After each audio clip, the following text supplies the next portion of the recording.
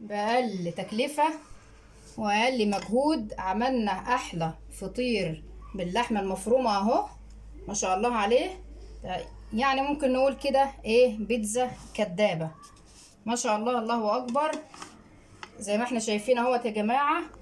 تعالوا معانا نشوف احنا عملنا الفطاير دي ازاي النهاردة. اسمعوا معايا الفيديو للآخر وهتشوفوا الطريقة خطوة بخطوة. بركاته، ازيكم يا حبايبي؟ عاملين ايه؟ يا رب تكونوا بخير. قبل ما نبدأ اي حاجة هنصلي على الرسول عليه افضل الصلاة والسلام. ان شاء الله وصفتنا النهاردة هنعمل فطاير باللحمة المفرومة. معانا طبق بلاستيك اهوت فيه حبة مية بملح، ومعانا كيلو من الدقيق. هنبدأ نعجن.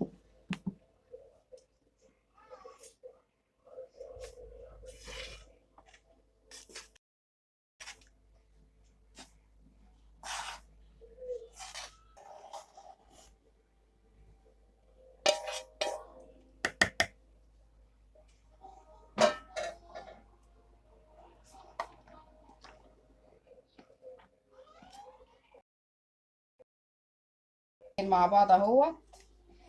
نزلنا بكمية الدقيق كلها على المية المالحة اهو.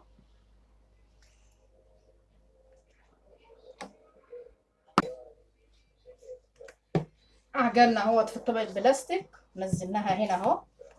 طبعا الرخامة عندي مفروشة مش هنعرف اعمل عليها اهوت. اهم حاجة خدمة العجينة دي يا جماعة، زي ما احنا شايفين اهو اهو، عشان تساعد معانا على الفرد بتاعها. هنعجن فيها كتير كده اهو زي ما احنا شايفين اهو اهو. وهنرجع لكم تاني. العجينة اهي يا جماعة زي ما احنا شايفين اهو اهي. الملمس بتاعها اهو ما شاء الله عليها. تكون يابسة زي ما احنا شايفين كده عشان نعرف نتحكم فيها في الفرد اهو. معنا طبق البلاستيك دهناه زيت. هنبدأ نحطها كده وهنغطيها بستريتش ترتاح بس معانا العجينة مش تخمر، ان طبعا هي لا عليها خميرة ولا عليها اي حاجة خالص اهي. معنا اهو طاسة على النار، حطينا فيها معلقة سمنة معلقة زيت. معانا بصل اهو قطعناه اهو في الكبة بتاعتنا صغيرة كده. هنبدأ نعمل عصاج اللحمة اهو.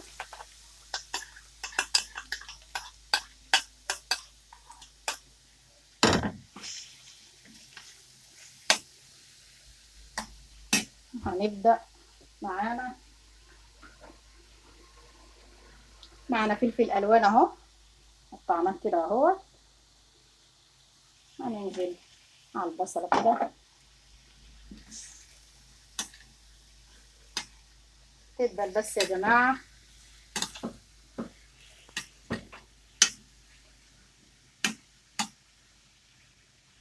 يبدأ الخضار معانا ده كده يدبل اهو. هنبدأ نتبل.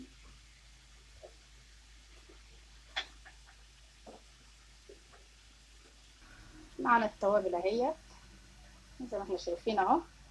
فلفل اسمر، كمون، بهارات مشكلة، كزبرة ناعمة. التوابل اللي عندنا زي ما احنا شايفين اهو. هيبدأوا يتبالوا معانا كده وهنبدأ ننزل عليهم باللحمة المفرومة. الخضار بدأ يدبل معانا اهو. هنبدأ ننزل عليه معانا نص كيلو لحمة مفرومة اهي يا جماعة. معانا نص كيلو. هنبدأ ننزل على الخضار اهو.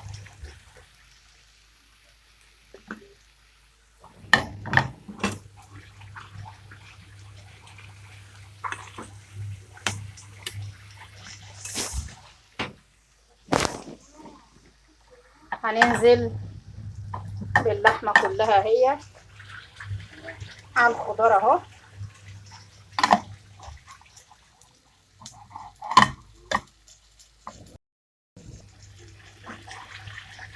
هنبدأ بقى نهدي عليهم النار مع نفسهم كده لحد ما نقرص الفطير نقطعه، وبعد كده نفرده. يا حبايبي اهوت قطعنا الفطير معانا اهو على 3 قطع كبار اهمت، و3 صغيرين اللي هنفردهم ونحط عليهم الحشوة. الطريقة دي مش زي الطريقة اللي فاتت اللي عملتها معاكم في الفيديو بتاع الاسبوع اللي فات. دي طريقة تانية خالص ومختلفة عن الطريقة التانية. هتبدأ العجينة ترتاح معانا كده شوية، وهنبدأ ان شاء الله نفردها مع بعض. هنا يا جماعة معانا التقطيع الصغيرة اهي، القطع الصغيرة اهي. هنبدأ طبعا نفردها، ارتاحت معانا خالص اهي ما شاء الله عليها، تفرد نفسها خالص اهي اهي اهي.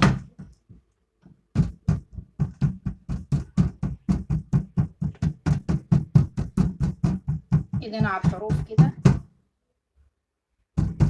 وطبعا معانا الزبدة اهي، زبدة بلدي على فرن على شوية زيت سيحناهم مع بعض، تكون باردة متكونش سخنة معانا عشان ما تنشفش العجينة معانا اهو.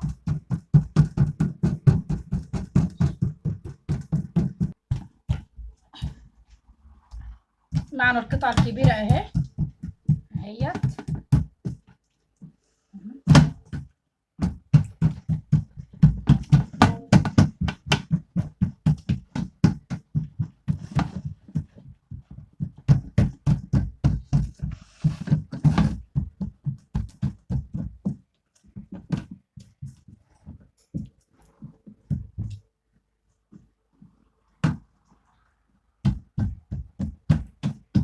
طبعا زبدة برضو اهو عشان تورق معانا.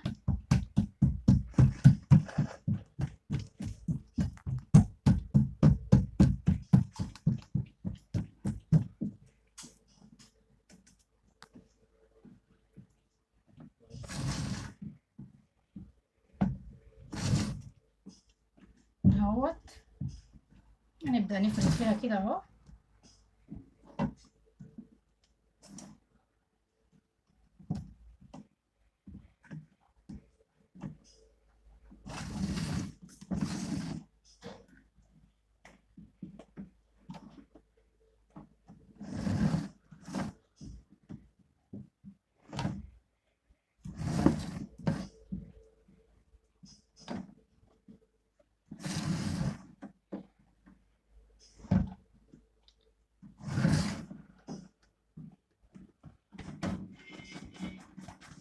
لازم يا جماعة نعمل الحركة دي في أي فطيرة عشان نطلع الهواء اللي فيها عشان تبدأ تورق معانا.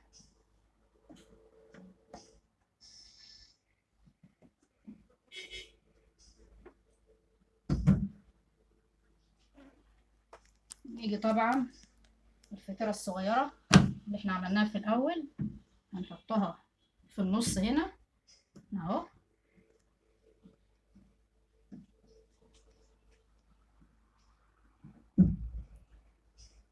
اهيت.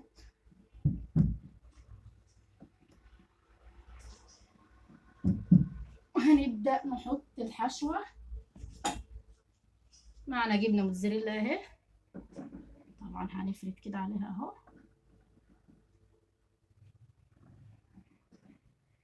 اهوت.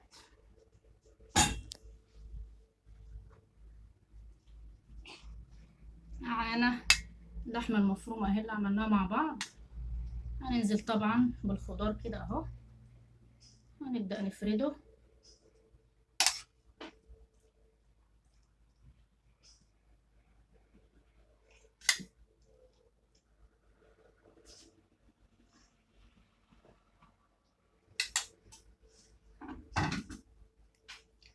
معانا الزيتون شرايح اهو.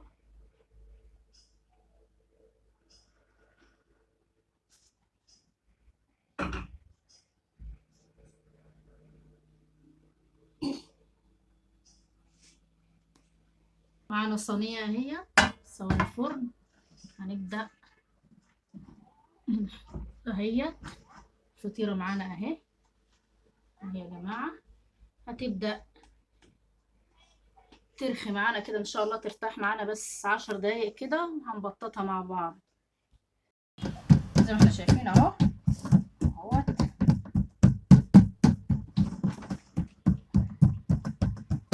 تفرد معانا اهي ما شاء الله عليها، رخية خالص اهي.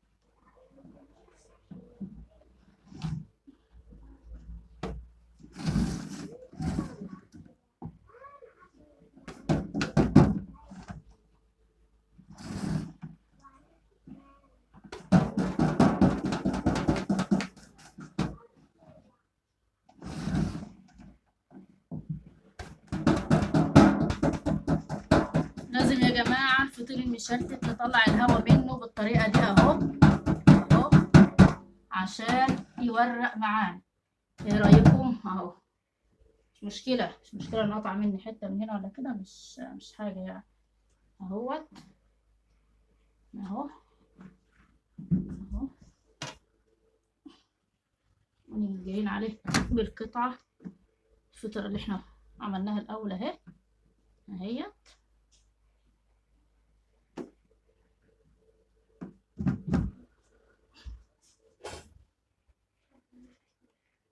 فردين عليها جبنة اهو.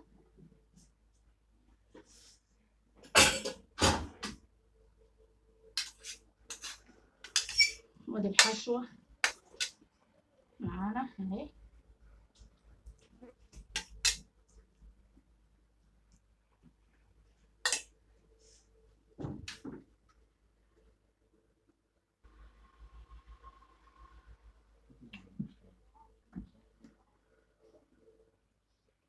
اهو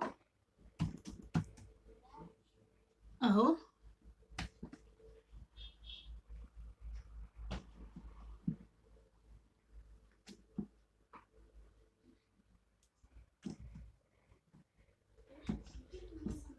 اهوت ونقفلها كده اهو اهو يا جماعة. الله اكبر عليها اهي. ايه رأيكم كده؟ اهي مورقة ما شاء الله، الله اكبر عليها. لو هنعمل فطير بدون اي حشوات هنحشي زبدة بس، فطير مشلتت نفس الطريقة، بس اهم حاجة يكون معانا الدقيق فيه عرق، كلوا مجربينه قبل كده. معانا اهي يا جماعة اهي. نرش على وشها جبنة زي ما احنا شايفين اهو اهوت. معانا الفرن سخناه من 10 دقايق كده، هندخلها الفرن اهوت وهنرجع لكم تاني. معنا يا جماعة الفطيرة التانية اهي، هتبدأ ندخلها الفرن ان شاء الله اهو. ايه رأيكم؟ ما شاء الله الله اكبر عليها، رفعت خالص اهي. ورشينا جبنة موتزاريلا على الوش اهيت، على وش الفطيرة اهي، وشوية حشو اللي كانت معانا زيتون، يعني زي البيتزا كده. ايه رأيكم؟ رأيكم يا حبايبي؟ الفطيرة طلعت من الفرن اهي بالنظام ده، بسم الله ما شاء الله عليها اهي. ايه رأيكم؟ هنقطعها ونرجع لكم تاني. حبايبي طلعنا الفطور كله من الفرن اهو. دي طبعا قطعناها في الاول اهي، ودي ما شاء الله تاني واحده اهي، والتالتة اهي سخنه يا جماعه خالص اهي. ما شاء الله عليه فطير مورق. انا هقطع لكم دي وهوريها لكم برضو. ما شاء الله الله اكبر عليه. وكده يا حبايبي الفطير اهو بعد ما قطعناه، الله اكبر عليه بسم الله ما شاء الله. بس هو سخن يا جماعه. بص التوريقه بتاعت الفطير اهو ما شاء الله عليه بجد، وبأقل تكلفة هتعملي حاجة حلوة في بيتك وحاجة نظيفة. وحاجة ضمناها. كيلو دقيق اهوت، عملنا منه 3 فطاير، نص كيلو مفروم، يعني مش حاجة يعني. بسم الله ما شاء الله عليه. والطعم مش عايزة اقولكوا حكاية. احلى فطير يا جماعة اهو، فطير باللحمة المفرومة. وهندوق سمير، وسمير هيقول لنا ايه رأيه في الفطير بتاعنا النهاردة. دوق بس بالله عليك. طعمه جامد بأمان. اه والله طعمه جامد. يلا بألف هنا يا سمير.